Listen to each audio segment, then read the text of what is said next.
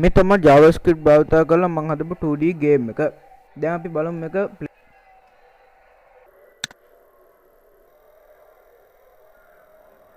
මේ විදිහට මගේ boy run කරගෙන යනවා. මේ බාධකවලු උඩින් find ඕන.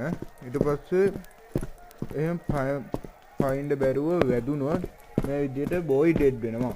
ඊට පස්සේ මෙතන try again button එක press කරපුවාම මේ විදිහට ආයි start page එකට එනවා. මේ තියෙන්නේ මම මේ game එක play කරන්න දීලා තියෙන උපදෙස් ටික. දැන් අපි බලමු මේ game එකේ coding. මේ විදිහට මම Visual Studio එකට යනවා. මේ තියෙන්නේ HTML page එක මගේ. මෙතන මම title එකට දාලා තියෙනවා 2D game. මෙතන link tag එකෙන් මම style page එක මේ link කරගෙන තියෙනවා. මෙතන link එකෙන් මම icon එකක් දාලා තියෙනවා. මෙතන තියෙන්නේ start page එකේ page එක HTML එක වල මෙතන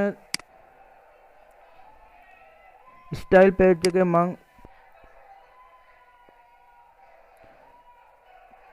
properties වලට value දාලා තියෙනවා මේ විදිහට.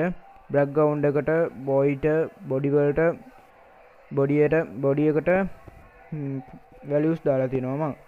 JavaScript එකේ මම උඩින්ම දාලා තියෙනවා audio ටික. run එකට අදාළ audio එක, dead එකට අදාළ audio එක, jump එකට අදාළ audio එක. ඊට පස්සේ මෙතන මම key එක set කරගෙන තියෙනවා. arrow key එක background එක move වෙන්න boy run කරන්න up arrow එක දීලා තියෙනවා මම jump වෙන්න. ඊට පස්සේ මේ තියෙන්නේ මගේ run function එක. මේ තියෙන්නේ මගේ move background function එක. මේ තියෙන්නේ jump function එක. මේ තියෙන්නේ create boxes මම box ටික create කරගත්ත function එක.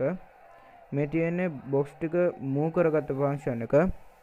මේ තියෙන්නේ dead function එක. මේ විදිහට තමයි මම 2D game එක මගේ 2D game එක මම create කරගත්තේ.